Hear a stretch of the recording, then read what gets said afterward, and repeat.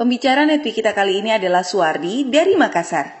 Di tahun 1999 saat masuk kuliah, kondisi keuangan keluarganya berantakan karena harus eksodus dari Timor Leste setelah referendum. Sejak saat itu beliau tinggal dan kuliah di Makassar dengan mandiri. Berbagai pekerjaan pun beliau lakukan seperti jual koran, ojek, kirim barang antar pulau dan menjadi asisten dosen laboratorium. Melalui kepedulian seorang teman kuliah yang sangat ngotot memperkenalkan Tiens, akhirnya beliau bergabung dan serius menjalankan bisnis Tiens. Di awal menjalankan Tiens, orang tua tidak mendukung. Akhirnya beliau menjalankan bisnis Tiens secara diam-diam.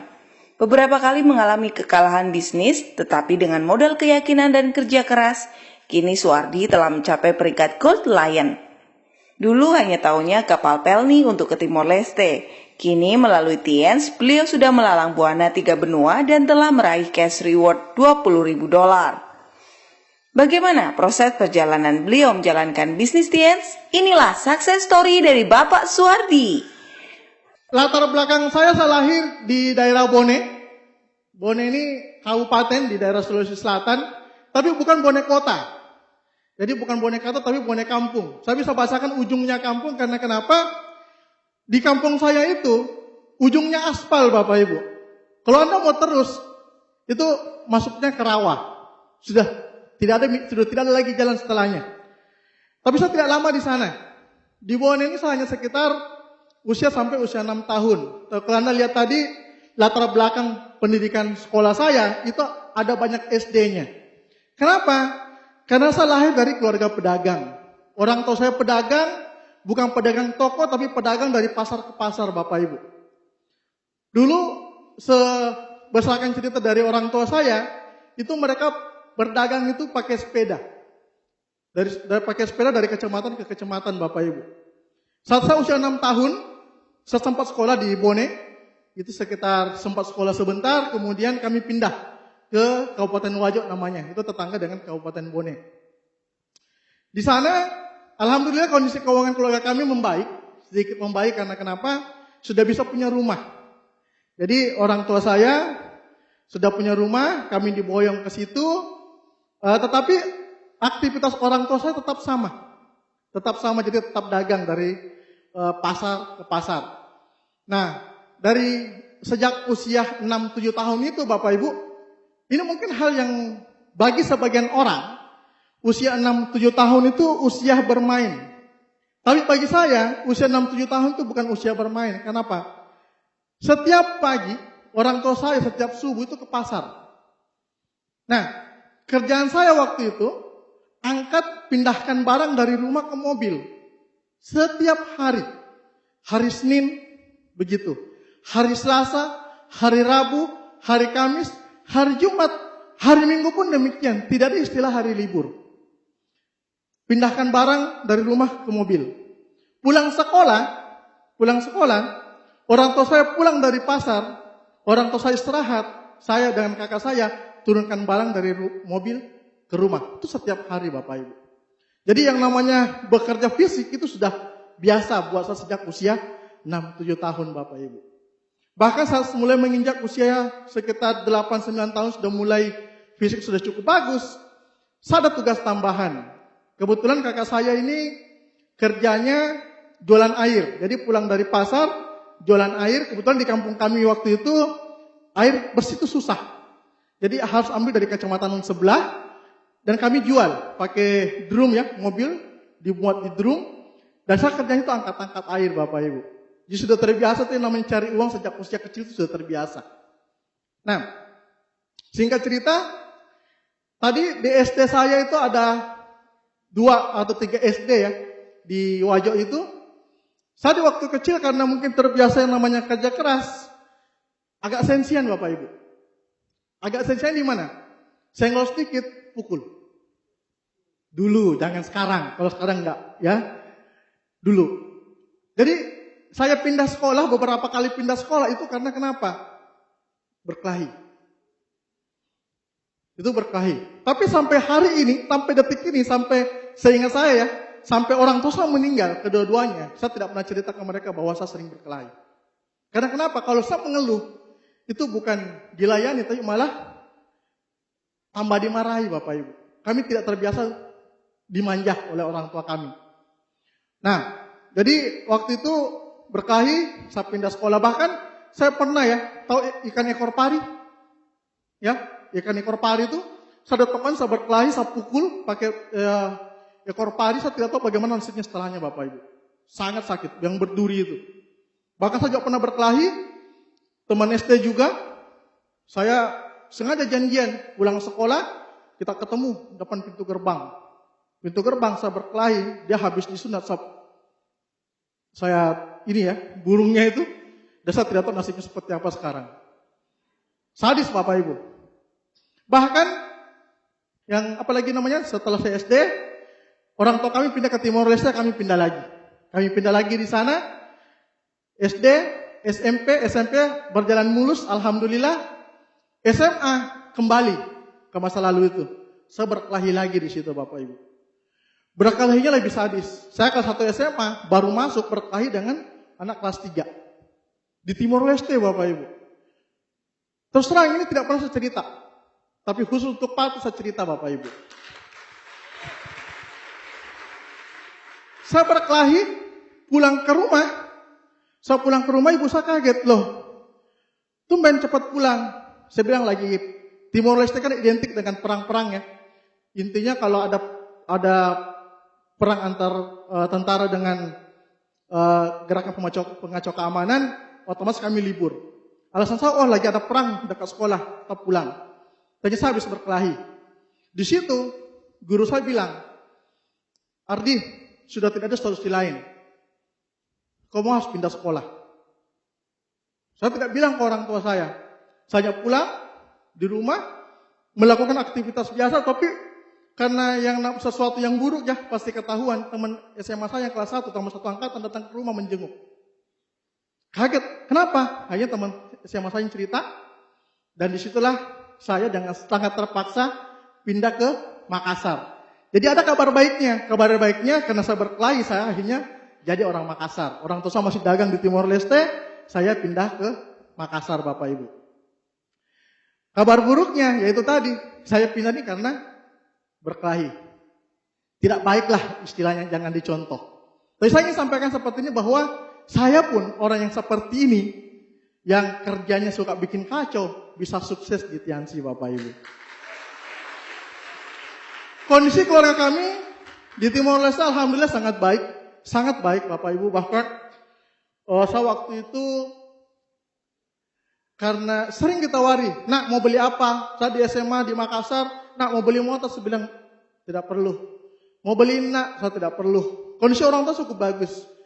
Tapi tahun 99, ya Timor Leste referendum.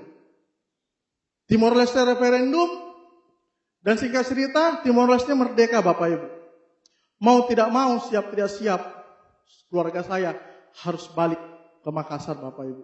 Nah disinilah titik. Kondisi keuangan kami yang sangat bagus awalnya, akhirnya harus jatuh Bapak Ibu. Karena kenapa? Tidak mungkin kan mobil dari sana dibawa pulang ke Makassar, rumah. Yang kami, orang tua saya pulang, keluarga kami pulang itu hanya betul-betul membawa apa yang ada di badan dengan tabungan di rekening Bapak Ibu. Nah, di sini kondisinya, yang saya perlihatkan ini Bapak Ibu, yang saya perlihatkan saat ini adalah kondisi setelah Timor Leste. Sayangnya ya saya tidak mendapatkan foto. Jadi dulu kan zaman bahla itu kan foto-foto itu masih sangat jarang ya.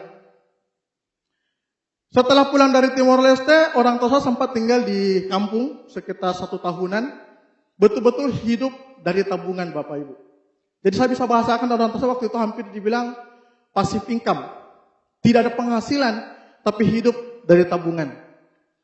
Tetapi yang namanya tidak ada penghasilan dan yang namanya kebutuhan sehari-hari tetap harus keluar, tidak bisa ditawar, lama-lama tabungan itu menipis. Sampai akhirnya orang tua saya berpikir, ibu dan kakak-kakak saya berpikir, kita harus berusaha kembali. Yang namanya hidup dari pasar ke pasar, ya pasti pilihannya pasar Bapak Ibu. Beliau pernah ke Donggala, Sulawesi Tengah, pernah di daerah Sabang, dari Palopo, pernah dagang, akhirnya terakhir dagang di Kendari. Pasar juga Bapak Ibu. Dia tinggalnya di sini.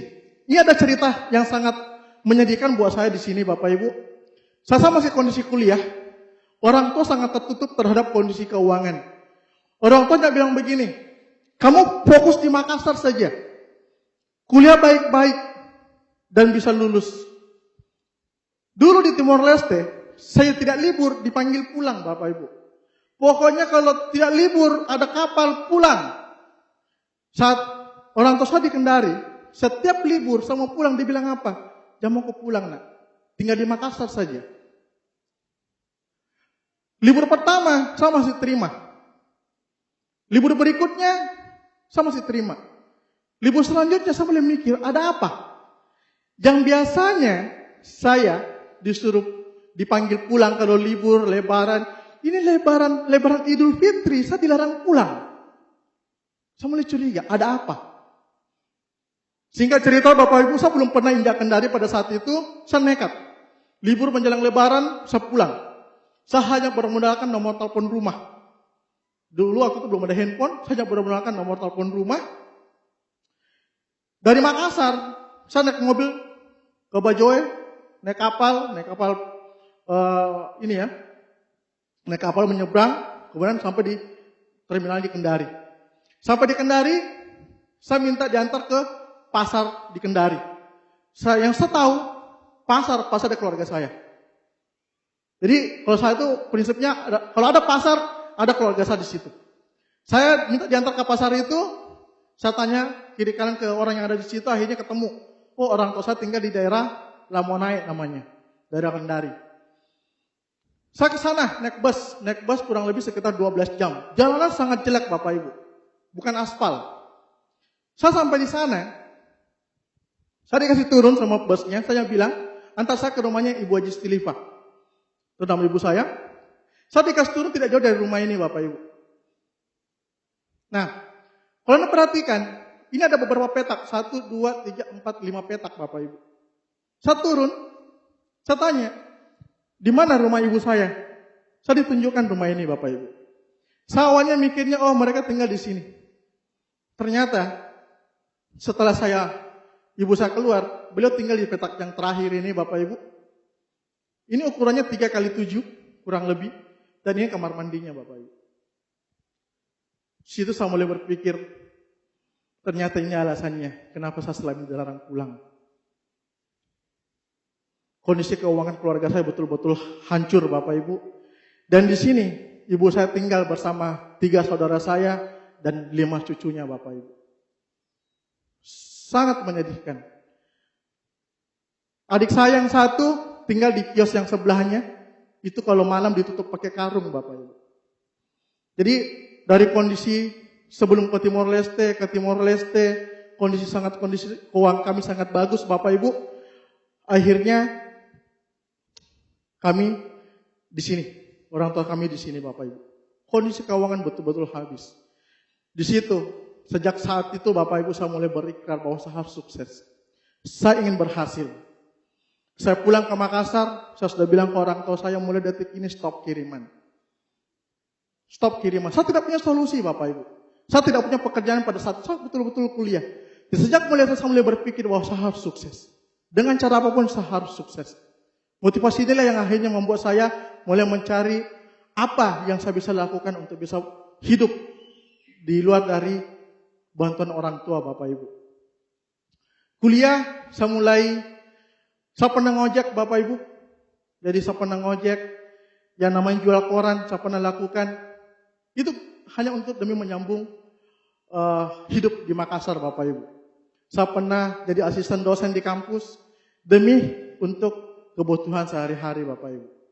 Saya kalau ngekos dulu sama saya SMA, tinggal di rumah keluarga, kemudian masih semester 1, semester 2 sama si kosnya sendiri. Setelah balik dari sini, saya ngekosnya tidak sendiri lagi Bapak Ibu. Saya selalu cari teman. Karena kenapa? Lebih murah. Patungan istilahnya. Kalau biasanya bayarnya sendiri, tapi karena kondisi keuangan betul-betul sudah tidak memungkinkan, akhirnya saya patungan dengan teman-teman. Saya ngajak, ayo kita sewa kos, 1 kamar, kadang kami berdua, kadang bertiga Bapak Ibu. Yang penting bisa hidup. Bahkan saya kadang kalau masalah ini ya, masalah pendidikan, alhamdulillah saya tidak pernah lepas dari ranking 3 Bapak Ibu. 1, kalau tidak ranking 1, ranking 2, ranking 3. Pendidikan bagus. Saya pernah ranking 7 sekali di SD, itu karena kenapa? Saya hampir 1 semester tidak masuk sekolah. Pernah, itu karena saya bantu orang tua dagang. Ranking 7 itu pun kepala sekolahnya datang, bujuk-bujuk. 1 kali itu aja, setelahnya sampai SMA, tidak pernah lepas dari 3 besar Bapak Ibu. Nah di kuliahan itu kan kalau banyak, saya teknik sipil, backgroundnya teknik sipil, jadi yang namanya tugas menggambar, tugas besar ya, itu membutuhkan banyak biaya, kertasnya, tintanya, saya termasuk untuk komputer, mesin gambar dan sebagainya. Tapi saya Bapak Ibu, saya sedikit memanfaatkan kecerdikan saya ya, cerdik dalam tanda kutip ya. Saya tidak punya mesin gambar, tapi bagaimana caranya saya bisa punya mesin gambar? Ya saya pakai diplomasi itu. Saya ajak teman-teman saya, ayo kita patungan kos, patungan kontrak rumah. Nanti meja gambarnya simpan di rumah. Akhirnya saya bisa punya meja gambar Bapak Ibu. Komputer juga demikian. Saya tidak punya komputer. Gimana caranya saya bisa punya komputer? Saya ajaklah teman-teman saya yang punya komputer. Komputermu simpan di rumah. Nanti kalau ada mau print, saya yang print. Sama kalau kerja tugas Bapak Ibu. Kertas. Teman-teman saya yang cewek, kau sudah kerja tugasmu? Belum. Kau sudah print? Belum. Sini saya print, kau belikan kertas. Saking terbatasnya kondisi keuangan Bapak Ibu. Nah, akhirnya orang tua kami mulai membaik. Nah ini kondisi terakhir, ya sudah mulai dipindah. Ini sudah kondisi orang tua saya dagangnya di sini. Setiap pulang Lebaran saya pasti bantu ini. Beras yang disusun ini Bapak Ibu, saya waktu itu tidak salah ini bintang 7 saya.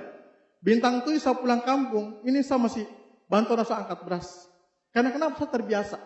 Bukan karena saya gengsi, kemudian saya tidak mau angkat beras ini, saya masih bantu. Orang saya bilang, jangan nih. Nanti ada yang angkat, saya bilang tidak. Ini saya sudah terbiasa melakukan ini Bapak Ibu. Saya sudah terbiasa. Nah, bagaimana akhirnya saya bisa mengenal bisnis Tiansi Bapak Ibu? Saya termasuk orang yang introvert. Teman sangat terbatas Bapak Ibu. Teman SMA saya, itu ada 10 orang. Teman kuliah, ini Bapak Ibu.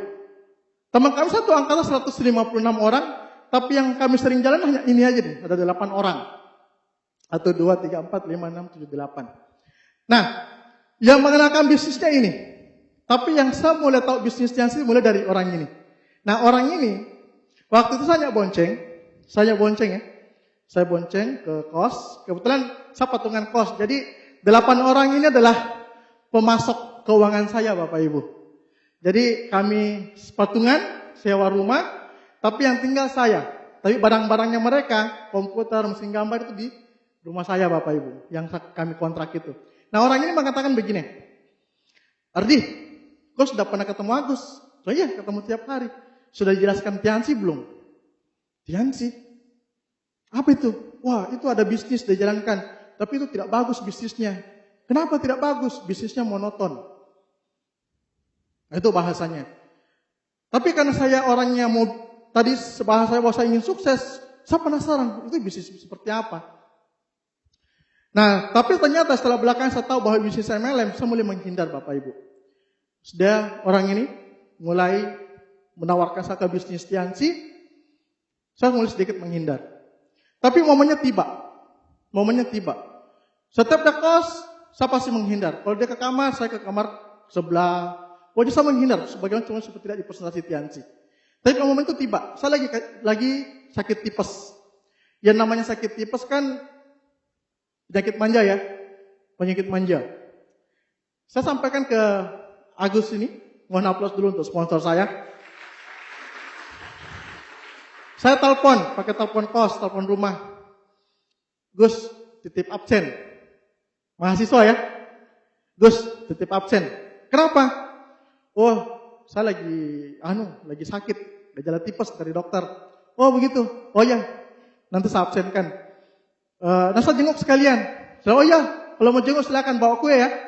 Orang sakit kan maunya begitu kan. Nah, pulang kuliah, dia datang Bapak Ibu. Teman saya datang, terus dia bilang begini, Alhamdulillah. Saya bilang, kenapa Alhamdulillah? Ya kapan lagi? Ini waktu yang saya tunggu-tunggu. Saya bilang, kenapa? Sudah lama saya mau presentasi Tiansi, tapi kali ini kau tidak bisa lari lagi.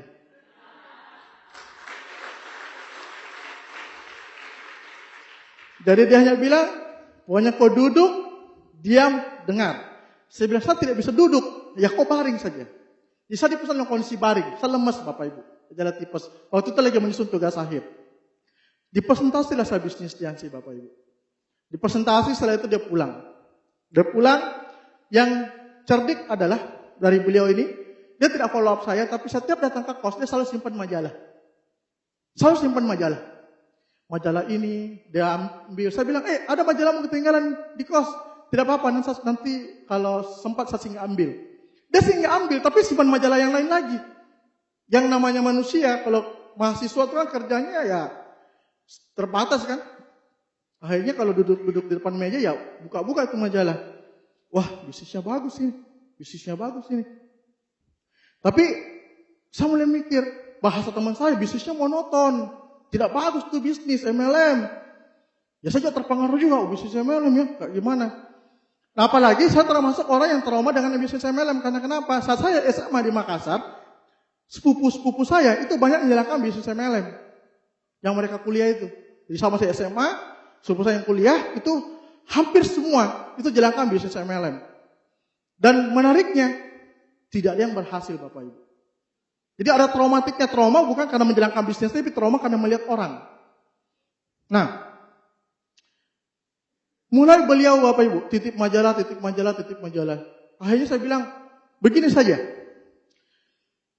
Kalau memang bisnis Tiansi bagus, kasih ketemu saya, orang yang pendidikannya bagus, agamanya bagus, dan berhasil di Tiansi. Saya ngomongnya seperti itu. Saya pikir pertimbangannya apa? Kalau dia pendidikannya bagus, misalkan dia S1, S2, berarti secara pola pikir dia pasti bagus. Kalau agamanya bagus, minimal orang itu sudah mempertimbangkan masalah hal haramnya bisnis Tiansi. Kalau orang itu sukses di Tiansi, berarti benar bisnis ini ada orang yang berhasil. Saya mikir, tidak bakal ketemu dia. Tidak akan ada orang yang seperti itu. Tapi yang namanya ucapan, mungkin itulah jalan buat saya untuk bisa berhasil di Tiansi. Singkat cerita, tidak berselang berapa lama, diadakanlah vision seminar di Makassar Bapak Ibu. Vision seminar di Makassar dan pembicaranya persis seperti apa yang saya minta Bapak Ibu. Kayaknya saya harus datang betul ini. Mau mengelak lagi nggak enak. Nanti tidak dikasih pinjam uang. Saya waktu itu lagi menyusun tugas akhir. Nyontek juga nanti takutnya tidak lulus ini. Aduh sudah. Oke, saya datang. Berselang berapa hari, tiba waktunya. Acaranya hari Minggu. Dia bilang jam 1 ya, kita ke seminarnya Tiansi. Sudah, kami sampai di parkiran seperti hari ini di luar sana. Pas di parkiran Bapak Ibu, saya turun dari motor, saya lihat orang-orang yang hadir, pakainya rapi seperti yang saya gunakan hari ini Bapak Ibu. Saya ikut seminarnya Bapak Ibu, dia pintar. Dia kasih duduk saya di tengah, dan dia duduk bukan di samping saya. Dia duduk di tempat lain. Belakangan saya tanya, kenapa kau biarkan saya duduk sendiri? Dia bilang, kalau saya duduk di sampingmu, kau pasti cerita, kau tidak perhatikan. Makanya kalau Anda hari ini diundang dan pengundangan Anda duduk di tempat lain, maklumi saja, Anda got lain berikutnya Bapak Ibu. Di pertemuan itu, saya menemukan beberapa hal. Yang paling menarik buat saya ada 2 orang pada saat itu Bapak Ibu. Ada 1 orang, New Bintang 5 pada saat itu, dia mengatakan seperti ini. Saya New Bintang 5 dan melalui bisnis Tiansi saya sudah berhasil beli motor. Orangnya saya sangat kenal Bapak Ibu. Orang yang punya kiriman 150.000 per bulan, jarang sekali makan di kampus Bapak Ibu. Sebelum berangkat ke kampus, dia sudah makan di rumahnya, nanti makan lagi setelah pulang ke rumahnya Bapak Ibu. Dan dia berhasil beli motor. Saya bilang, teman kuliah, satu angkatan. Kami sama-sama satu asisten lab, satu ruangan Bapak Ibu. Saya tahu betul kehidupannya. Dan orang ini, orang yang saya pecat sebagai asisten Bapak Ibu. Saya bikin laporan ke dosen, Pak, atas nama, saya sebut aja namanya, Hasibuan Kanata. Mohon aplaus untuk beliau, 3 Diamond God Lion. Saya bikin laporan. Asisten dosen atas nama Hasibuan Kanata menjalankan bisnis MLM dan ini sangat berbahaya untuk mahasiswa. Serius. Dipecatlah beliau Bapak Ibu. Dan sehari di pilihan seminar, dia di situ sebagai new bintang 5. Saya belum tahu kalau ternyata setelah ditarik garis sponsorisasi, Pak Hasibuan di atasnya sponsor saya ini. Saya bilang, wah hebat ini orang. Hebat bisnisnya. Itu yang pertama. Yang kedua, ada ketua senat saya, rambutnya sampai di pantat, tidak pernah disisir, bajunya warna hitam, tidak ada baju selain warna hitam. Tetapi di pertemuan itu, dia berdiri, saya bintang 5, alumni teknik elektro Unhas. Rapi Bapak Ibu. Rambut rapi, pakai jas, pakai sepatu pantofel. Saya bilang, bisnis apa bisa rubah ini orang? Di situ saya mulai berpikir, kalaupun toh saya tidak dapat duitnya di bisnis Tiansi, minimal saya dapat pengembangan dirinya Bapak Ibu. Mulai, wah bagus. Pulang selesai acara, sponsor saya tanya, bagaimana? Bagus. Terus join? Saya pikir-pikir dulu. Gengsi dong kalau langsung ngaku kan? Gengsi. Masa langsung bilang, oh ya saya mau join. Murahan sekali saya.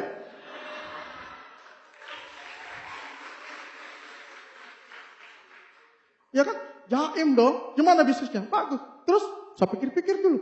Dalam hati, bagus. Bagus nih bisnis. Jadi dari mikir-mikir sampai join itu tidak singkat Bapak Ibu. Itu butuh waktu sekitar 4-5 bulan. Mikirnya lama juga ya. Butuh waktu cukup panjang. Nah ini sudah mulai kerja nih. Saya bertahan sih cukup lama Bapak Ibu. Saya bertahan sekitar 5 bulan. Di konsultan perbankan. Saya pagi masuk kerja, jam 5 sore boleh jemput. Belum naik motor, dia bilang begini. Sesuai kesepakatan dapat kerja, join Tiansi. Saya bilang, oke siap. Isi formulir, registrasi 85.000. Dulu ya, 85.000. Saya bilang 85.000. Begini, kan pernah kita pinjam uang saya 50.000 kan? Berarti saya tinggal tambah 35. Dia bilang, tunggu dulu. Vision seminar itu 60.000. Saya bilang, loh katanya gratis. Gratis kalau tidak join. Kalau join harus bayar. Ternyata tidak gratis. Karena kenapa? Dia sudah pegang uang saya 50.000. Harga early bird-nya kan waktu itu 40.000. Dia sudah untung 10.000 Bapak Ibu. Jadi tidak ada makan siang gratis. Ya, jangan Anda mimpi hadir di pertemuan vision seminar gratis Bapak Ibu. Ya, saya bilang, iya tapi saya itu sudah siapkan 35 dengan harapan tadi itu 50.000 dari uang yang ente pinjam. Dan sudah begini, 35 dulu, nanti 50.000 yang ngutang. Jadi saya registrasi 35.000, 50.000 sampai hari ini saya belum bayar Bapak Ibu. Belum bayar. Tapi hari ini God Lion ya. Singkat cerita, saya mulai jalan. Tantangan saya di awal menjalankan bisnis Tiansi adalah karakternya saya Bapak Ibu. Saya ini termasuk orang yang pemalas, malas diatur, tidak suka diatur-atur. Itu tantangan saya di awal Bapak Ibu. Yang kedua finansial. Saya mulai menjalankan bisnisnya, saya mulai telepon ibu saya. Mak, saya mau jalankan bisnis. Minta modal. Ibu saya tanya, bisnis apa nak? Saya jelaskan lah. Ternyata cara itu salah. Zamannya ibu saya dengan zamannya kita itu beda. Ibu saya zaman all, saya zaman no. Jelaskan bisnis MLM ke ibu saya, dia bilang apa? Itu bisnis apa nak? Yang namanya bisnis itu kerja, pakai dasi. Ibu saya itu pikirnya, yang keren itu masuk kantor pakai dasi, ada name tag. Wah itu baru pekerjaan. Kalau pekerjaannya tidak jelas jam kantornya jam berapa, di kantornya di mana, gajinya berapa tidak jelas, itu bukan pekerjaan. Ibu saya ngomongnya seperti itu. Akhirnya saya backstreet lah Bapak Ibu. Saya backstreet. Ada boy band itu kan, backstreet itu kan. Saya bikin kesepakatan dengan ibu saya, oke, saya tetap kerja. Tapi di satu sisi, ibu saya bilang, jangan jalankan bisnis MLM. Alasannya apa? Sepupu-sepupu saya tadi. Yang mereka yang gagal jalankan bisnis MLM, pada saat itu bukan Tiansi ya, MLM yang lain. Setelah mereka sarjana, ujung-ujungnya mereka cari kerja. Saya terus terang mempertimbangkan, loh kenapa mereka bisa gagal sementara di Tiansi banyak orang berhasil. Ternyata satu, mereka tidak menjalankan dengan cara yang benar Bapak Ibu. Sama, banyak orang yang gagal jalankan bisnis Tiansi, bukan karena Tiansinya Bapak Ibu, tetapi cara menjalankan bisnis Tiansinya Bapak Ibu. Kalau Anda ingin jalankan bisnis Tiansi dengan cara yang benar, Anda ingin sukses, Anda tinggal ikuti pengundang Anda, dan Anda tinggal ikuti One Vision Bapak Ibu. Ikuti One Vision. Saya bikin kesepakatan ibu saya, oke, saya tidak jalankan bisnis ini. Saya tetap bekerja. Jadi saya bekerja itu bukan lagi karena untuk dapatkan uang, tapi hanya untuk menjaga perusahaan ibu saya. Sambil saya backstreet. Saya tidak punya bantuan uang, tidak bantuan modal dari ibu saya, jadi saya tahu ibu saya sakit gula. Saya pakai cara licik. Ya, saya bilang ke ibu saya, Mak, masih sakit gula Ki. Bahasa Makassar nih ya. Kan kalau ngomong sama orang tua, Mak, masih sakit gula. Ibu saya bilang, tumben kau perhatian. Biasanya kalau telepon minta uang, apa gitu ya. Ini tiba-tiba tanya penyakit. Iya, saya ada teman, obat Cina dia jual, bagus sekali untuk penyakit gula. Transfer 500.000 saya belikan. Dan namanya ibu saya mau sembuh, dia transfer lah uang 500.000. Saya bisa bintang 2 waktu itu Bapak Ibu. Di marketing plan yang lama. Dari bintang 2 ke bintang 3 saya butuh waktu 3 bulan. Singkat aja 3 bulan. Saya saat bintang 2 sudah punya 2 kaki bintang 3 Bapak Ibu. Bagaimana lagi? Uang gak ada. Saya bilang ke sponsor saya, saya akan punya downline 2 orang bintang 3 ini bonusnya kan lumayan. Kasihlah saya pakai untuk bintang 3. Apa saya bilang apa? No. Usaha sendiri. Jadi kalau Anda hari ini, jangan pernah berharap ke apa. Usaha Bapak Ibu. Usaha sendiri Bapak Ibu. No. Akhirnya, waktu berjalan saya masih bintang 2, sudah punya 2 kaki bintang 3. Tiba-tiba sponsor saya datang lagi. Ada SMS-nya Pak Rizky. Dulu masih belum ada WA ya. Ada SMS-nya Pak Rizky. Apa dia bilang? Sampaikan ke Ardi, daripada ogah-ogahan jalankan Tiansi. Di saya dulu sudah join, tapi ya antara datang ke tahun dengan tidak gitu ya. Kadang datang, kadang tidak. Ya masih inilah. Sampaikan ke Ardi, daripada ogah-ogahan jalankan bisnis Tiansi, mending uang yang mau dipakai untuk bintang 3, itu dipakai ke Jakarta untuk ikut konvensi. Waktu saya ikut Bapak Ibu. Saya bilang, wah, kapan lagi di SMS sama Rizky Kanata? Mohon aplaus untuk beliau ya, Bapak Rizky Kanata. Kapan lagi nih? Tapi ternyata ini hoax Bapak Ibu. Saya baru tahu belakangan, saya tanya ke sponsor saya, betulkah itu dulu Pak Rizky SMS? Dia bilang, tidak, itu hoax. Pak Hasiban yang kirim pakai namanya Pak Rizky, saya tulis. Tapi hoax, gara-gara hoax, saya bisa buat lain Bapak Ibu. Saya pikir-pikir, iya ya, daripada saya bintang 3, belum jelas sukses di Tiansi, mending saya ke Jakarta, bisa jalan-jalan gratis. Bisa jalan-jalan lah. Ini gara-gara sering keluar negeri gratis ini. Jadi, saya kan belum pernah ke Jakarta Bapak Ibu. Belum pernah naik pesawat waktu itu. Saya pikir ya kapan lagi naik pesawat ya. Bisa ke Jakarta, bisa ke Ancol. Saya mikirnya begitu. Akhirnya ya, uang yang seharusnya saya pakai untuk bintang 3, saya pakai untuk ke Jakarta. Dari konvensi di Jakarta waktu itu, kita meeting sama Pak Rizky, dia bilang begini, kita tidak langsung balik ke Makassar, hari ini kita ke Bandung dulu. Saya bilang, Pak, uang sudah tidak ada Pak. Betul-betul uang tidak ada. Akhirnya Pak Rizky bilang, dia tanya, siapa punya uang lebih?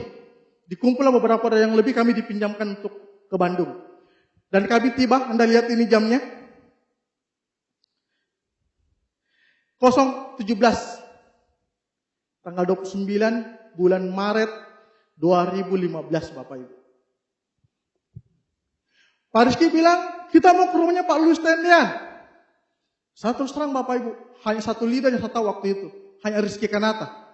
Yang lain saya tidak tahu. Saya tanya ke sponsor saya, siapa itu Pak Louis Tendian?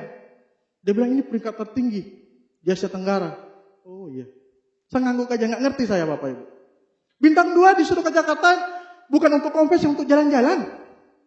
Tiba-tiba diajak ke rumahnya Pak Louis, sang protes, tapi ya gimana? Mau pulang ke Makassar juga, bukan saya pegang tiket, akhirnya ikut ke Bandung. Kami disuruh foto sama Pak ini, mobil ini. Saya juga ikut, ini masih bintang 2 ini. Pak Rizky waktu itu Bronze Lion. Pak Louis waktu itu tidak salah 2 Diamond Gold Lion. Ada satu hal yang betul-betul membuat saya serius menjalankan bisnis Tiansi. Pak Louis mengatakan seperti ini. Anda bayangkan, kami waktu itu ada beberapa orang, Pak Louis, Pak Hasibuan, Pak Rizky mengatakan, ini semua Pak bintang 6, bintang 7. Saya Bapak itu yang awalnya berdiri di hadapannya Pak Louis, karena mau tahu Pak Louis seperti apa, saya mundur pelan-pelan ke belakang. Saya ke belakang, ada ibu-ibu juga, saya tanya, kenapa tidak di belakang? Saya masih belum join, saya bilang, ada yang lebih parah. Pak Rizky bilang bintang 6, bintang 7 ada belum join. Ibu lebih parah, saya bintang 2, mulai pede. Bintang 2 kan belum join. Yang belum join ini kakaknya Pak Yusuf, Muhammad Yusuf, tuh Diamond Gold Lion di Makassar. Anda bayangkan, di Makassar nanti, saat Tiansi besar, akan diadakan pawai mobil BMW di Karebosi. Saat itu tiba, kamu ada di mana? Kamu yang ada di dalam mobil, atau kamu yang berdiri di pinggir jalan mengatakan bahwa saya pernah dengar Tiansi, tapi saya tidak menjalankan bisnis Tiansi. Dengan kamu atau tanpa kamu, Tiansi akan tetap besar. Di situ Bapak Ibu saya mulai berpikir. Saya terus terang, selalu muncul rasa takut. Iya ya, kalau betul terjadi parade, masa saya bilang tepuk tangan. Saya pernah hadir konvensinya. Saya pernah hadir pertemuannya, tapi tidak berhasil, Kak. Iya kan? Ketakutan itu yang terbangun, dan akhirnya saya pikir saya harus sukses di Tiansi, Bapak Ibu. Saya harus sukses di Tiansi. Itu momen itu, Bapak Ibu. Nah, ada buku The Cash Flow Quadrant. Malam sebelum Vision 9 saya cerita tadi di awal, sponsor saya mulai bedah buku ini, Bapak Ibu. Buku ini bukan buku asing buat saya. Di saat saya masih SMA, sepupu-sepupu saya menjalankan bisnis Tiansi, mereka juga punya buku ini. Tapi satu waktu itu, saya punya kakak sepupu, punya koleksi buku banyak, dia bilang begini, semua buku yang ada di lemari kau bisa baca, tapi satu tidak boleh, buku ini. Saya tanya, kenapa? Dia bilang, kalau kau baca, kau berhenti sekolah. Saya kan orangnya ya patuh. Ya sudah, dan memang saya tidak suka baca buku. Hanya saya tidak baca di buku. Saya tidak baca Bapak Ibu. Tapi malam itu dia mulai bahas. The Cash Flow Quadrant. Dia bilang, tahu tidak Ardi? Di dunia ini ada 4 jenis pekerjaan. Ada 4 jenis pekerjaan yang dibagi 2, pola kiri dengan pola kanan. Jadi saya mulai dipersasi ulang. Yang awalnya kan hanya lagi sakit, tidak ngerti apa-apa, mulai dipersasi ulang. Tapi dengan dari baca buku. Beliau bahasakan, dibagi pola kiri dengan pola kanan. Di pola kiri, employed dan self-employed, itu disebut dengan penghasilan aktif. Ardi kerja, dapat duit. Kerja, dapat duit. Kerja, dapat duit. Tidak kerja, tidak dapat duit. Saya bilang, wah ibu saya ini. Ibu saya tuh punya kios di pasar. Kapan dia lagi sakit, tidak ke pasar, tidak ada penghasilan.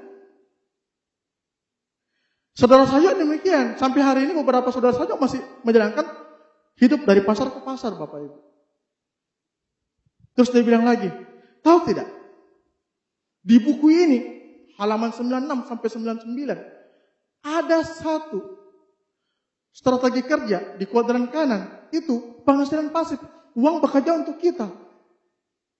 Saya bilang, bagaimana itu? Nah ini dia Bapak Ibu. Ada namanya pemilik bisnis bersistem. Sistem yang bekerja buat kita. Jadi Anda di hari ini Bapak Ibu, dikenakan bisnis Yansi bahwa ada sebuah konsep bisnis yang bisa membuat Anda sukses, bisa membuat Anda tidak bekerja untuk uang Bapak Ibu, tapi uang bekerja untuk Anda Bapak Ibu. Ada uang yang bekerja untuk Anda. Mulailah, dia bilang nanti pokoknya kau baca buku ini. Nah, dia bahas seperti ini. Dia mulai tanya-tanya. Nanti, ya, jadi dia ajak saya menghayal. Apakah Anda mempunyai penghasilan yang akan datang, yang selalu datang 24 jam dengan atau tanpa bekerja?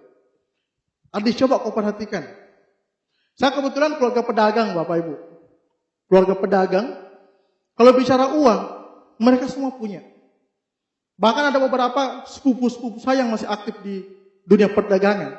Mereka punya banyak rumah di Makassar. Ada yang paling rumah miliaran Bapak Ibu. Tetapi, yang itu rumahnya kosong. Nanti mereka datang huni rumahnya itu kalau mereka lagi ada acara orang meninggal, ada acara menikah, atau acara lebaran. Rumah bagus. Tetapi sehari-harinya di pasar. Nanti kalau ada acara, ada orang meninggal, baru rumah itu ramai. Nah ini ditanya seperti ini, saya bilang, mana ada pekerjaan tidak bekerja tidak dapat duit? Dia bilang, ada. Apa? Tiansi. Saya bilang, tidak mungkin. Dia bilang, mungkin, datang besok. Itu bahasa beliau Bapak Ibu. Apakah Anda mengandalkan tenaga Anda sendiri atau Anda sudah ada sistem yang tepat untuk menghasilkan uang? Saya balik lagi, wah, orang tua saya kalau dagang ya pasti pakai fisik. Pasti pakai fisik Bapak Ibu. Mana ada, ya? Mana ada pekerjaan yang bisa menghasilkan uang tanpa bekerja. Sistemnya bagaimana? Saya mulai tanya lagi. Apakah income Anda mengalir terus-menerus walaupun sudah tidak ada? Ini lebih tidak masuk akal, ya enggak? Kita sudah meninggal, masih punya income. Wah, makin penasaran saya Bapak Ibu. Bisnis seperti apa itu? Lanjut lagi pertanyaannya. Apakah Anda bisa berhenti bekerja kapan saja? Apakah Anda bisa berhenti kapan saja? Tetapi penghasilan Anda tidak berhenti. Paulus waktu itu mengatakan, saya saat ini di Tiansi, tidur pun dibayar.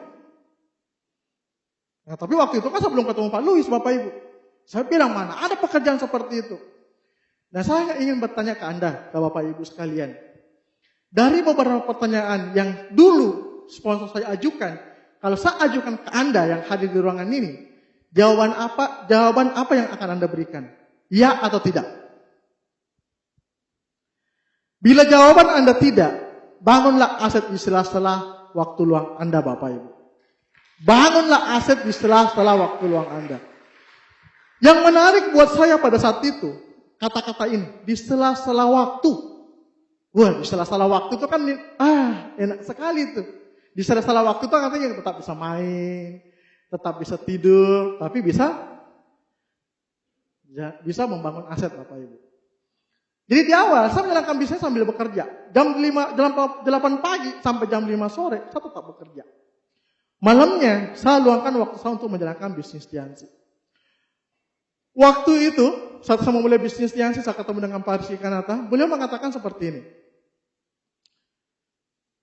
Anda cukup luangkan waktu Anda 2-3 jam sehari atau 20 jam seminggu. Konsisten selama 2 tahun. Anda pasti bintang 8.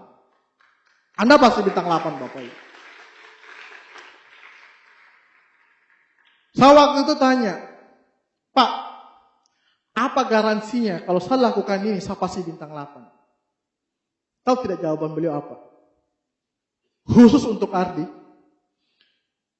lakukan bisnis ini 2-3 jam sehari, minimal, presentasi minimal 2 kali sehari, Selama setahun, kalau setahun ke depan Ardi tidak bintang 7, tidak punya income minimal 5 juta, saya kasih Ardi bonus 5 juta tiap bulan. Itu garansi beliau waktu itu Bapak Ibu. Saya bilang, wah minimal kalau saya jalankan Tiansi 1 tahun ke depan, saya sudah pasti punya income 5 juta. Kenapa 5 juta? Saya dulu Bapak Ibu, saat ditanya, kan nanti ini kan selesai acara seperti ini kan ada circle kan, circle dengan pemenang masing-masing.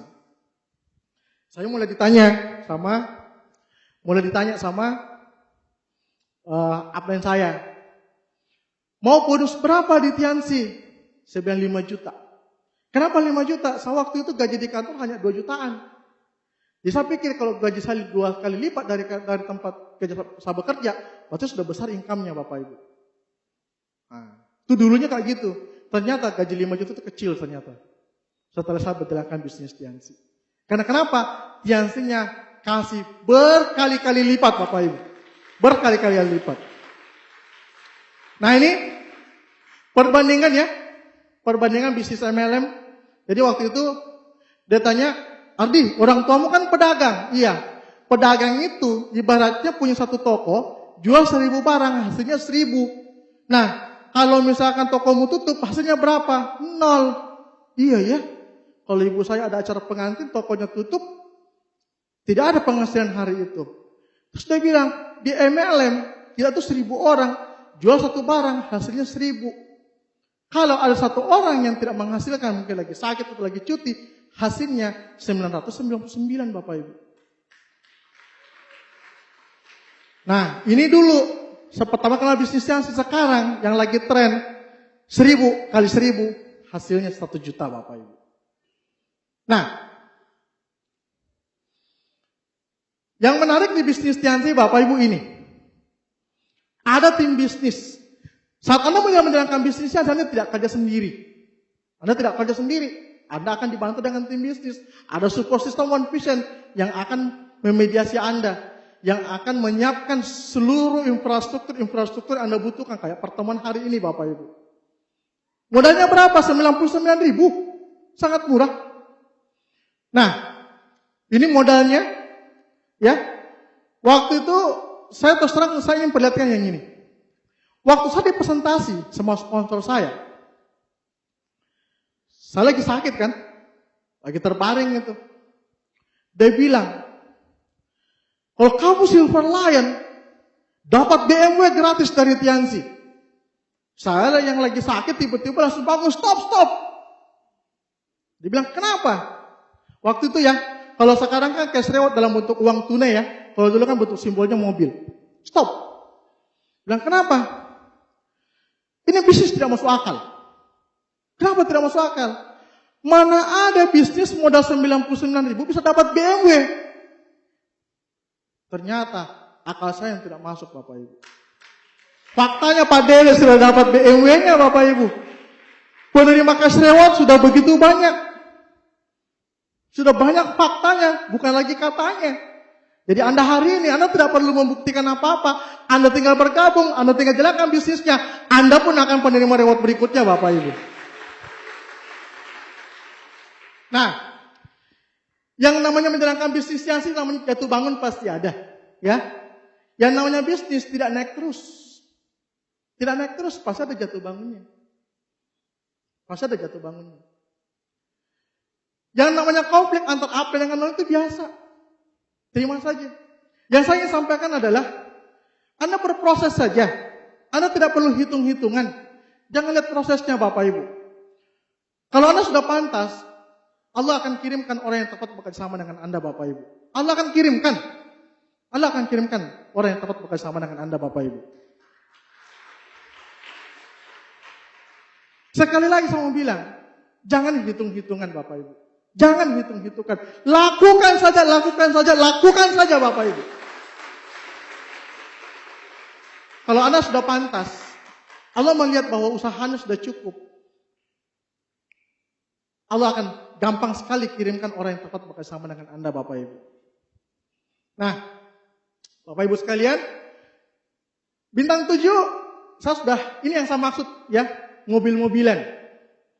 Ya, Anda mungkin masih ingat yang Pak Rizky bilang, terserah mobilnya apa, yang penting mobil. Yang beliau selalu tekankan ke kami, minimal melalui bisnis Tiansi ada perubahan hidup yang bisa Anda tunjukkan Bapak Ibu. Saya bisa beli mobil waktu itu bintang 7, bintang 8, saya nikah. Nikah ini banyak ceritanya. Tidak simsalabim abrak-abrik tiba-tiba nikah. Saya terima nikahnya, enggak. Saya nikah bulan 12, bulan 6. Saya ke ibu saya di Kendari. Mak, bulan 12 ke Makassar ya. Ibu saya bilang, kenapa? Saya mau nikah. Nah, ibu saya kaget. Orang Makassar tahu ya, orang Bugis. Tahu uang panai? Nanti cari di Google. Panjang kalau saya jelaskan. Mahar, belis. Mahar ya. Maharnya itu wah, Masya Allah ya. Itu merobek kantong itu Bapak Ibu. Ya, bahkan banyak kasus di Makassar ngutang di bank untuk nikah Bapak Ibu. Gak ada sertifikat rumah, sertifikat tanah, sertifikat mobil untuk nikah. Ada yang petungan bahkan. Jadi saya bilang, saya mau nikah. Jangan dulu nak, kami belum siap. Saya bilang, nggak usah khawatir. Semuanya sudah beres, termasuk tanggal nikahnya sudah ada. Saya telepon saudara saya di Kalimantan. Saya pedagang, keluarga pedagang itu tidak tinggal satu tempat. Kak, bulan 12 ke Makassar ya. Kenapa? Saya mau nikah. Wih, jangan dulu, ini kondisi keuangan lagi tidak bagus. Bilang, tidak usah khawatir. Sudah beres, kakak tinggal datang saja.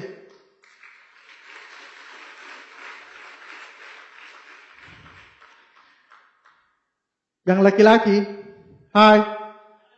Yang laki-laki, hai. Anda mau nikah kayak gitu enggak? Mau? Sukses di Tiansi.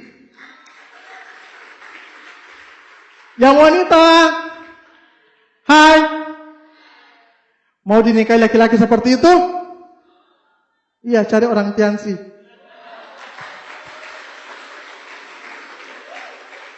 Coba lihat ya. Lihat gameplaynya. Ini Pak Imam tuh sampai bilang, oh jangan terlalu keras. Saya bilang, uang sendiri. Uang sendiri, bukan dari orang tua. Uang dari Tiansi ini. Ya. Kalau uang hasil ngutang di bank itu kan ditutup pakai sarung tangan. Malu-malu kan? Oh ini kan pakai uang sendiri dari Tiansi ya udah buka aja jempolnya Pak Imam itu sampai hampir patah itu, ya. Nah, ini juga alhamdulillah Bapak Ibu, dan ini sekali lagi ada ceritanya. Tahun 2010 saya mengalami kegagalan bisnis Bapak Ibu. Grup saya habis betul-betul habis.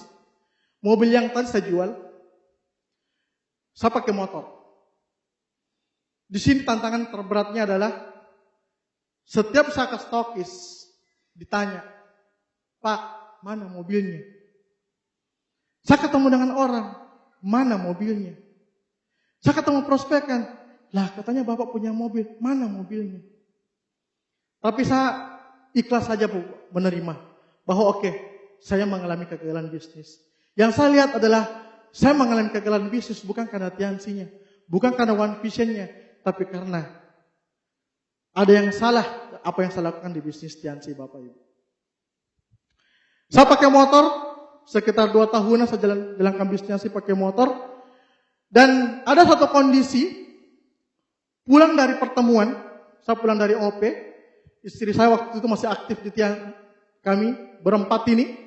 Anda bisa bayangkan ya, naik motor, saya yang badannya ramping begini kan, ya kan aja, kok layan. Istri saya, anak saya yang pertama di depan, anak saya yang kecil di tengah sini Bapak Ibu. Hujan rintik-rintik. Istri saya bilang, kita maghrib di sini saja. Saya bilang, masih dapat kok di rumah, kita maghrib di rumah saja. Singkat cerita, beneran hujan rintik-rintik, pulang Bapak Ibu. Tiba-tiba ada motor dari sebelah kanan melambung, itu langsung ambil kiri. Anak saya lagi peluk seperti ini, Gasnya saya pegang, karena tangan kiri saya meluk anak saya tariknya gas rem depan Bapak Ibu. Kami jatuh. Istri saya waktu itu sempat masuk ke rumah sakit. Saya telepon sponsor saya, Pak Hasibuan. Saya mau konsul. Kenapa? Saya mau konsul. Saya bilang ke beliau, saya habis jatuh dari motor. Dan saya mau beli mobil. Waktu itu kondisi bisnis saya belum stabil Bapak Ibu. Belum stabil Bapak Ibu.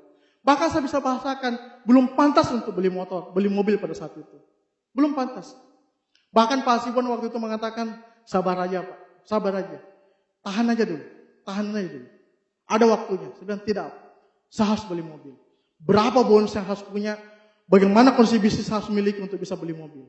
Pak Hasibuan gambarkanlah strateginya, berapa bonus ideal, berapa operasional mobil dan seterusnya. Dan singkat cerita, saya berjuang itu Bapak Ibu, akhirnya saya bisa beli mobil ini Bapak Ibu. Sekali lagi, kekuatan impian. Terkadang kita butuh dicubit dulu, butuh ditegur dulu, baru kita sadar bahwa kita perlu melakukan sesuatu untuk mendapatkan sesuatu yang lebih besar Bapak Ibu.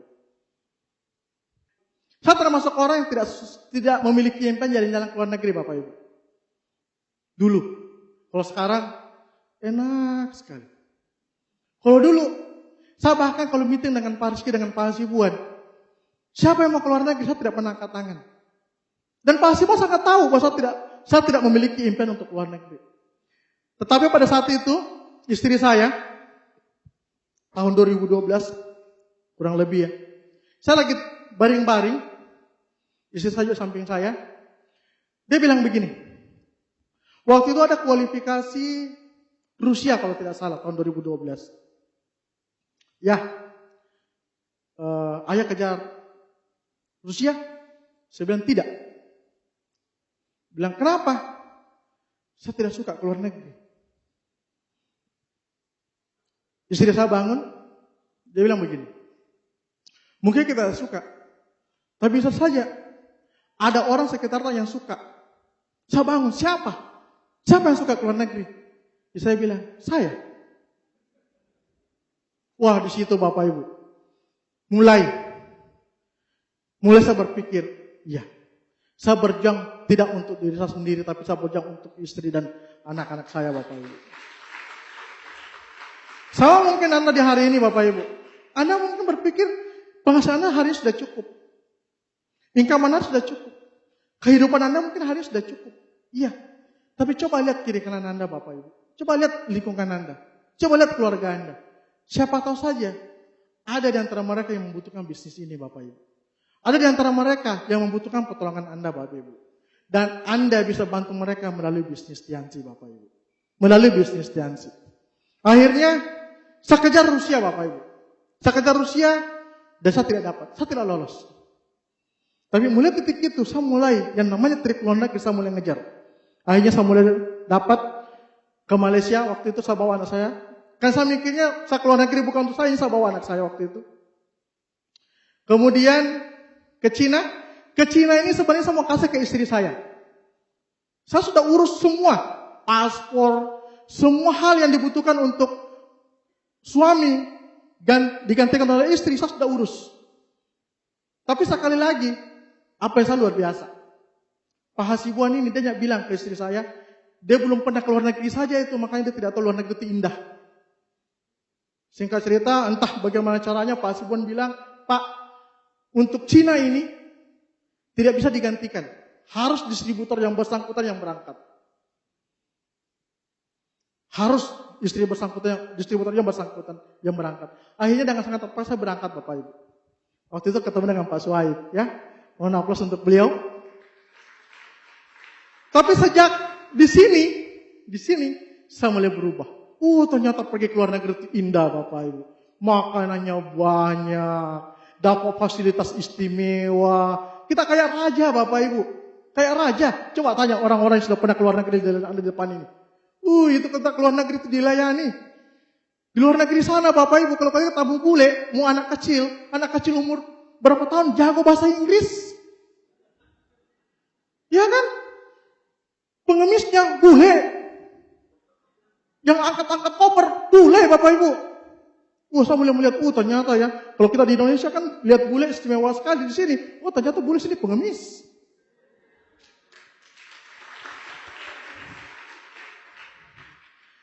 Ini saya satu pesawat, ini lucu ini, teman satu pesawat saya, karena kami sama-sama tidak tahu bahasa Inggris, pesan kopi or tea, kopi, pesan kopi. Nah itu kan ada bungkusan-bungkusan kan, ada sugar, ada salt, kalau itu saya ngerti, tapi teman sampai saya tidak ngerti. Saya sudah campur sugar, manis kan, sebelah saya dia lihat, dia campur. Dia juga campur. Coba diambilnya bukan sugar, diambil salt. Pak, kok kopinya aneh di sini ya? Saya bilang, aminnya kenapa Pak? Rasanya beda ya dengan Indonesia. Gitu. Coba saya lihat, Pak, ini salah, ini garam, ini yang gula. Gimana ya? Tukar. Jadi kami panggil pramugarinya. Karena saya tidak ngerti bahasa Inggris, kalian begini. Nah, pramugarinya nangkapnya apa? Tambah. Tapi begitu-begitu kami keluar negeri Bapak Ibu. Daripada jago bahasa Inggris tapi tidak kemana-mana, makanya join TNC ya. Nah ini dia akhirnya kesampaian Bapak Ibu. Di sini Pak Simon sudah nggak bisa nipu lagi. Akhirnya beliau berangkat. Alhamdulillah istri saya hijrah berkat berangkat umroh Bapak Ibu. Jadi kalau Anda yang laki-laki, mau istri Anda hijrah, gampang. Berangkatkan umroh Bapak Ibu. Ya. Aplausnya serius dong. Ya. Ini juga, ini saya satu, dengan Pak Dede juga ya. Pak Dede ya. Saya satu bos nggak Pak ya? Ya. Nah, saya sebenarnya Juventini. Tapi nggak apa-apa lah. Untuk kali ini kita Barcelona dengan Real Madrid. Ya. Yang suka bola, saya tuh ingat sekali Bapak Ibu. Saya waktu pertama kali di awal-awal bangun TNC, saya ada satu kondisi, saya tuh suka nonton bola, PSM Makassar. Saya juga termasuk gitu. Saya sudah mau nonton PSM Makassar. Jam 5 sudah di stadion, pertandingan setengah 8. Jam 7 Pak Hasibon SMS, Pak, saya sudah kontak prospekan di Goa, dan saya sudah sepakat untuk ketemu habis isya. Ayo teman saya pergi follow up. Saya bilang, aduh, ini pertandingan setengah jam lagi dimulai. Dari jam 5 saya nunggu Pak. Tapi ya sekali lagi, kan saya ingin sukses di TNC, ada harga harus saya bayar. Akhirnya saya tinggalkan pertandingan bola yang setengah jam lagi dimulai untuk pergi follow up Bapak Ibu. Tetapi berkat itu saya bisa injak 2 stadion ini Bapak Ibu. Ya. Ini Turki, ya. Selat Bosporus. Ini Eropa, ini Asia. Kapan lagi? Saya sebenarnya yang keren ini bukan ini ya, ini yang keren ini. Tapi kan ini keren, ini ikut ganteng, gitu ya. Ya. Ini ke Australia, ya, Australia. Alhamdulillah di sini sudah mulai banyak bawa beberapa grup. Kalau yang di awal-awal masih sendiri-sendiri, hanya sudah mulai bawa grup di sini Bapak Ibu. Ini yang ke DHO, ya, Korea ya. Ini dari grupnya yang Nabire tadi nih, yang Pak Iksan ya, yang 5 tahun vakum. Jadi kalau ada grup Anda yang saat ini istirahat, lagi liburan, ya, Anda jangan abaikan. Doakan saja mereka balik lagi di TNC Bapak Ibu. Saya melihat di situ bahwa kesuksesan kita itu tidak jauh lebih baik kalau kita bisa berhasil melihat grup kita yang berhasil Bapak Ibu. Ada istilah kalau tua sukses itu biasa. Muda sukses itu luar biasa. Tetapi muda sukses dan berhasil membantu orang lain sukses juga Bapak Ibu. Itu baru mahal luar biasa Bapak Ibu. Dan itu tempatnya di TNC Bapak Ibu. Nah ini saya kadang ditanya, betulkah itu ditransfer? Ini Anda lihat ya. Ini potong pajak sekitar 6%. Bapak Ibu, inilah orang-orang Selain sponsor saya menjerumuskan saya jalankan bisnis Tiansi. Pak Hasibuan Kanang tadi adalah orang yang kami tidak satu aliran di kampus. Beliau anak Alhamas, anak Musola, saya anak Himadipo tadi di bawah pohon. Saya bahkan dulu di kantor setelah saya bergabung di Tiansi, setiap sore beliau pasti ada di lobi tunggu saya Bapak Ibu. Saya kadang bosan. Saya pernah bahkan bilang kadang kalau teman-teman kantor saya bilang, coba intip, ada tidak teman saya yang kecil-kecil di bawah? Oh ada. Kalau beliau masih ada, saya tidak turun Bapak Ibu. Tapi kalau beliau bosan menunggu, beliau pergi, saya keluar. Tapi yang luar biasa, malamnya dia pasti datang di kos. Saya bisa bahasakan ini orang menjijikkan buat saya waktu itu Bapak Ibu. Sama mungkin Anda di hari ini Bapak Ibu, diundang ke sini. Yang undang Anda hari ini, mungkin Anda jengkel, marah, enak lihat mukanya. Dan saya mau bilang, mereka melakukan itu karena mereka peduli dengan masa depan Anda Bapak Ibu.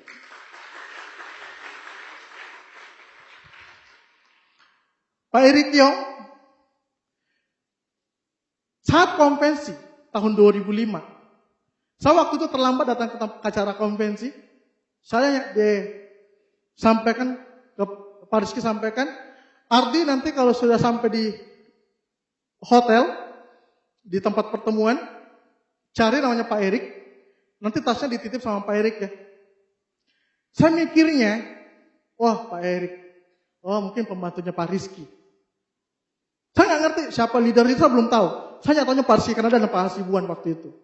Saya sampai di acara, saya tanya teman-teman yang lain, Pak Erik mana ya? Yang dibilang Pak Erik siapa? Oh itu Pak Erik, saya datang.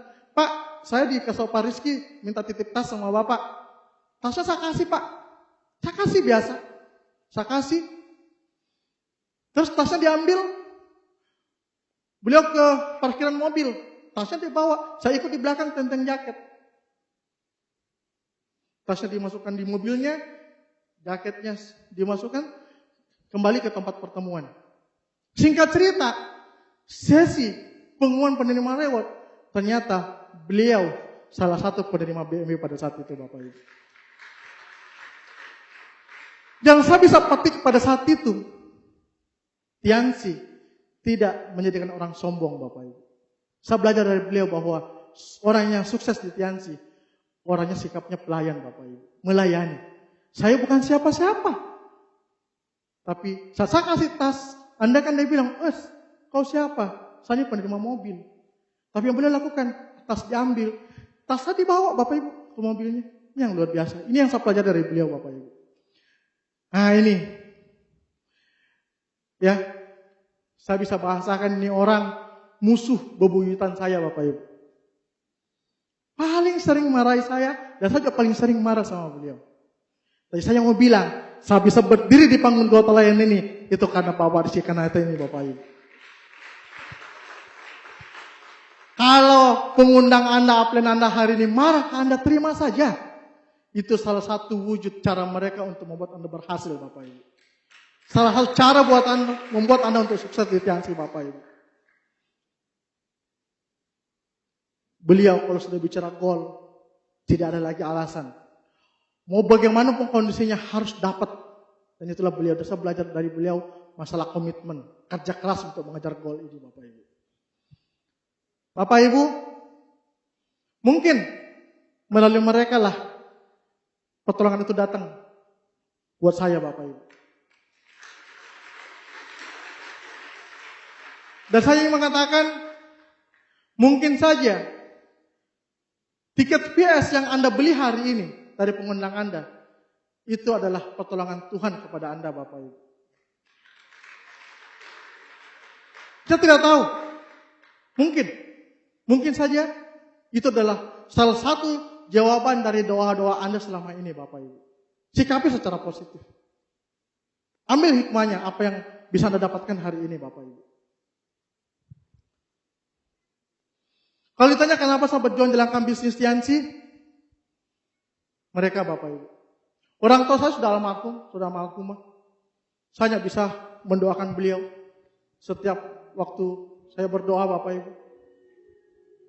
Saya berjuang, saya tanya mereka, ini dua anak saya laki-laki dua-duanya, umur mereka tidak berselisih jauh, hanya sekitar 1,5 tahun. Hal yang paling saya nikmati di bisnis Tiansi adalah kebebasan waktu. Kebebasan waktu, Bapak Ibu. Saat istri saya hamil, saat beliau ke rumah sakit, pecah ketuban, saya lihat langsung, Bapak Ibu. Anak saya keluar, saya lihat, Bapak Ibu. Saya yang asani kedua-duanya, Bapak Ibu. Setiap hari saya temani mereka main. Bahkan saat saya jalankan bisnis Tiansi, mereka selalu saya bawa, Bapak Ibu. Saya keluar kota saya bawa. Saya ke apartemen saya bawa. Saya pergi follow saya bawa. Karena kenapa? Inilah yang saya ingin jual, bahwa Tiansi menawarkan namanya kebebasan waktu, Bapak Ibu.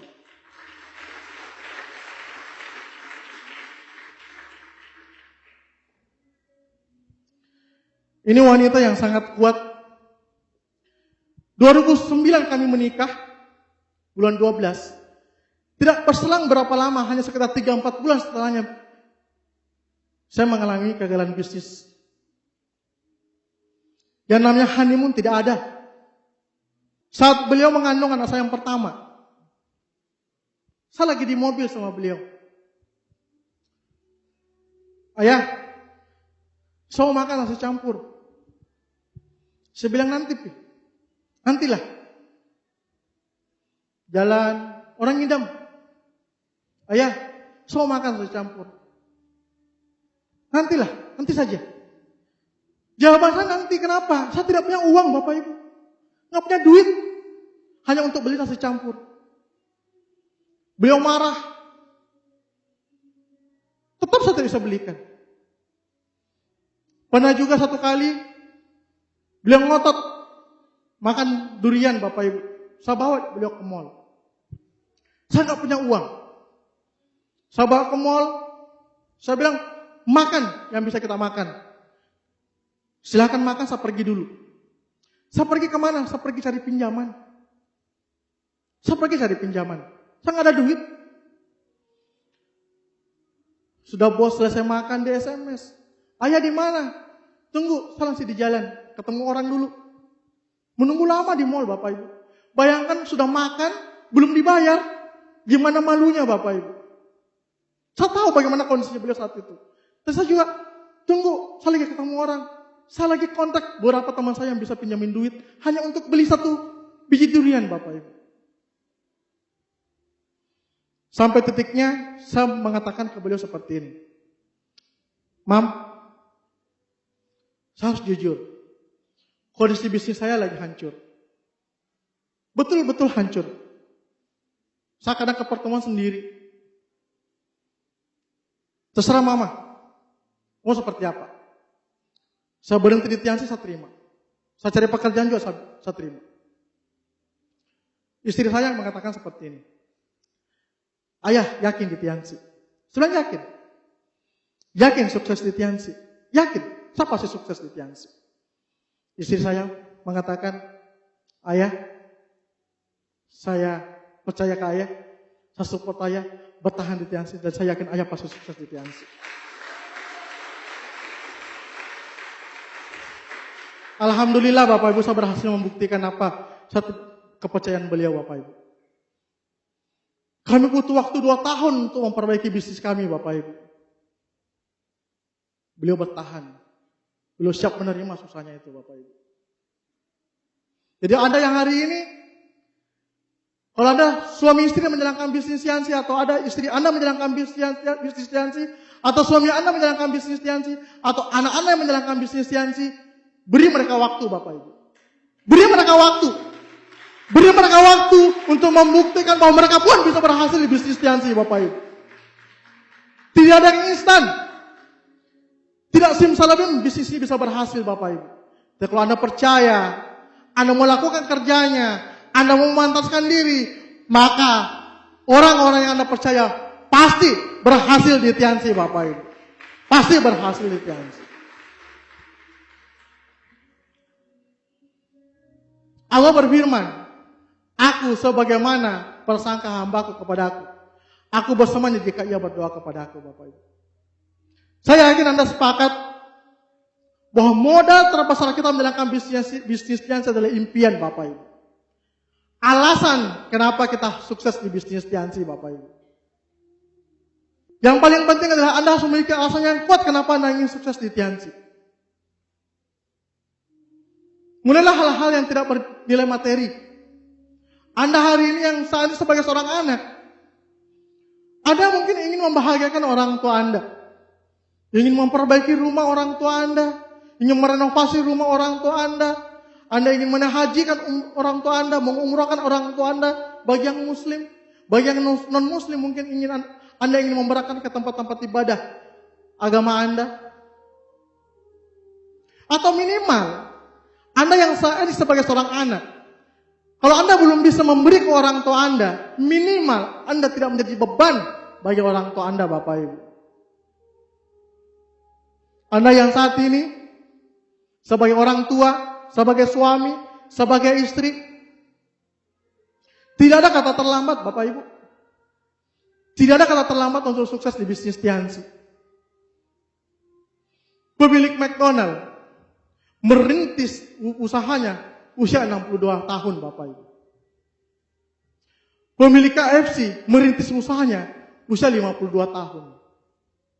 Tidak ada kata terlambat. Dan kita semua memiliki titipan Allah berupa anak Bapak Ibu. Kita punya tanggung jawab penuh untuk membahagiakan mereka, untuk menjamin masa depan mereka Bapak Ibu. Kalau Anda hari ini terlahir sebagai orang miskin, itu bukan salah Anda Bapak Ibu. Tapi jangan pernah biarkan anak Anda menjadi anak orang miskin Bapak Ibu.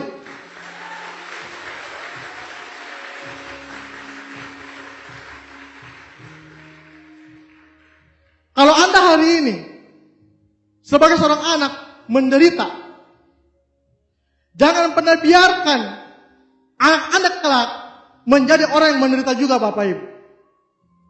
Tidak ada kata terlambat untuk sukses di bisnis Tiansi Bapak Ibu. Semua peluang terbuka. Apapun latar belakang Anda Bapak Ibu. Apapun profesi Anda, apapun pendidikan Anda. Kalau Anda mau belajar, Anda pun bisa sukses di Tiansi Bapak Ibu.